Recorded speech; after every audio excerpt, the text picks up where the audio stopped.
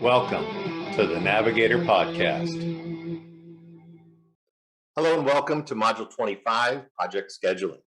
Our guest today is Patrick Britton, one of Navigate's senior consultants.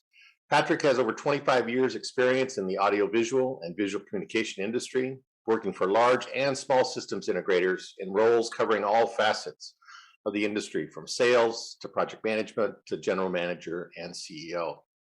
Patrick has extensive experience in corporate leadership with a focus on cultural development, process improvement, change management, and strategic growth. He's been active in the AV industry throughout his career, serving as an instructor for Avixa's Infocom University and presenting at NSCA's Pivot to Profit.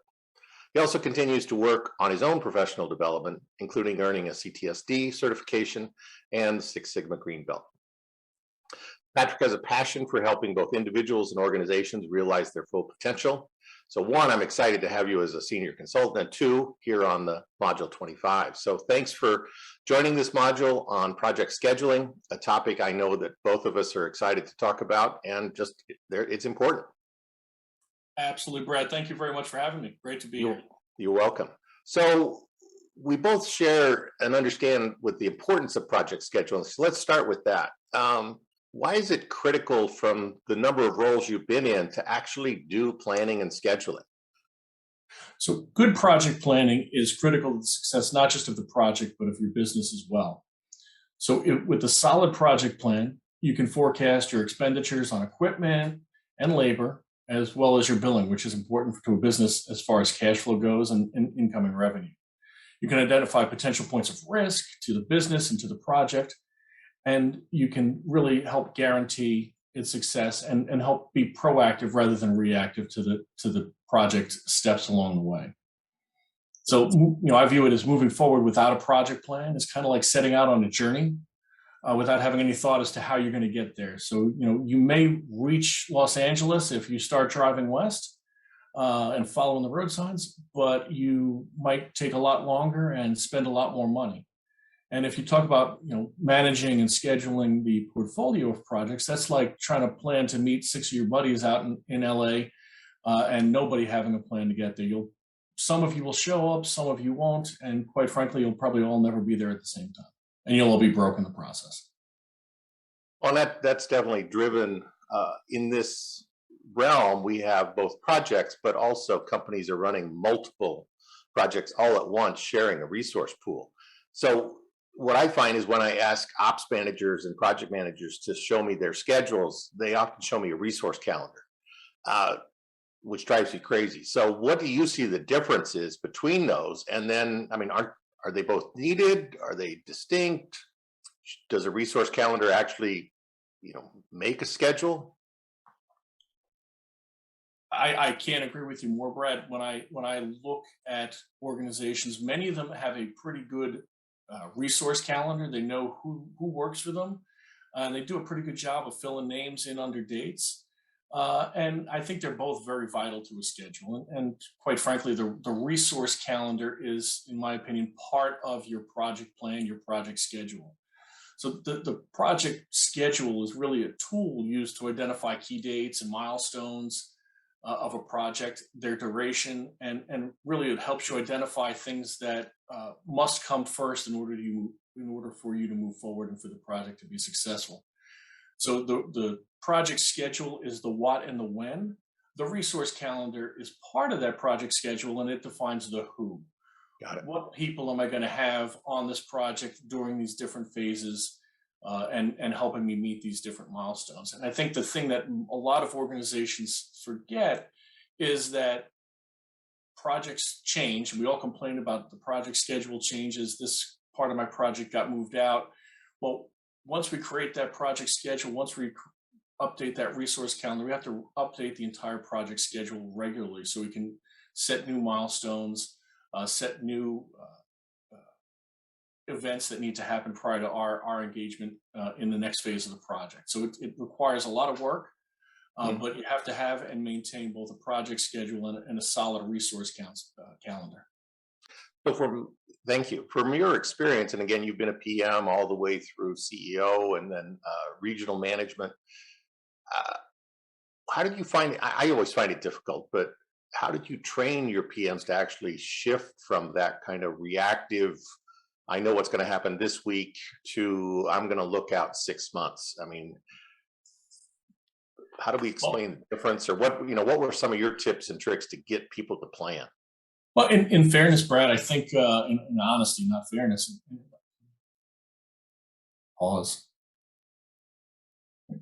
Well, in honesty, Brad, I think in many cases I was training my project managers to not to think about what's happening this week. In many cases, they were thinking about what happened last week, and they were that hyper reactive rather than being hyper proactive on getting things done. So it really is addressing their mindset. It's talking about a full project schedule at the beginning of a project. Identifying interdependencies and looking at what has to happen along the way for them to be successful. Because if we were in control of every step of the project along the way, we could make things happen a lot more smoothly, but we have to look at the responsibilities of others for us to be successful. So it was talking to them about understanding that. It was regular ongoing training. And then with project managers in particular, especially newer project managers who weren't really familiar with the process, people that were learning as they went, it was a regular engagement, either with me or an operations leader that sat and looked at their projects and kind of forced them.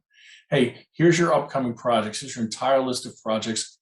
When do you expect to hit the next milestone? Here are the key steps in the project.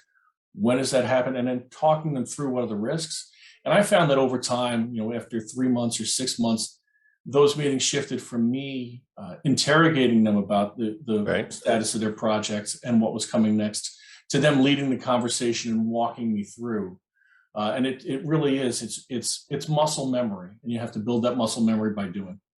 Well, and you brought up a couple key words there: milestones, external dependencies, other stakeholders. And what I find in this industry, it's not the AV project that runs into trouble, but it's also the AV project's not in a vacuum. It's Correct. reliant on a whole bunch of other things. And like you said, it's the mindset. When do you see the light bulb come on? I would say it probably comes on within the first 3 or 4 months of the conversation that I've had with them. Other things that drive that light bulb coming on, especially when you've got a newer project manager dealing with and coordinating with a general contractor, maybe for the first time being in front of them.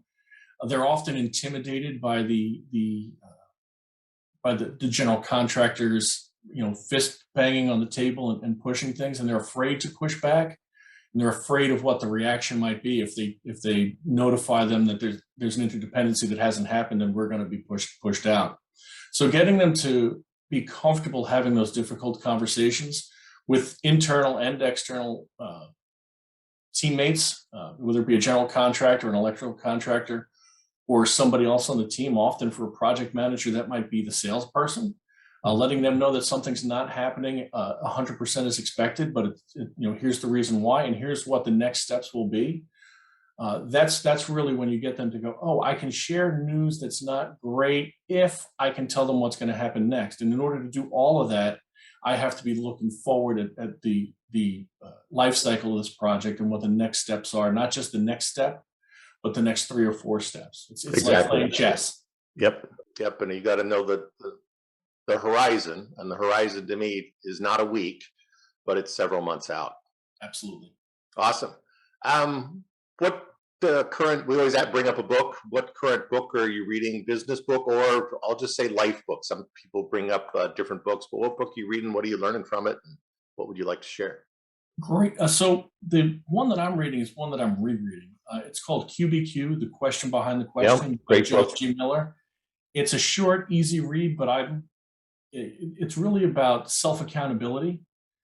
And every time I end up trying to figure something out in my life, whether it be my personal life or my professional life, I can find that I can go back there and I find another pearl or another nugget that helps me go, oh, okay, I can look at that and ask the right questions. And the book's all about asking intelligent questions and valuable questions.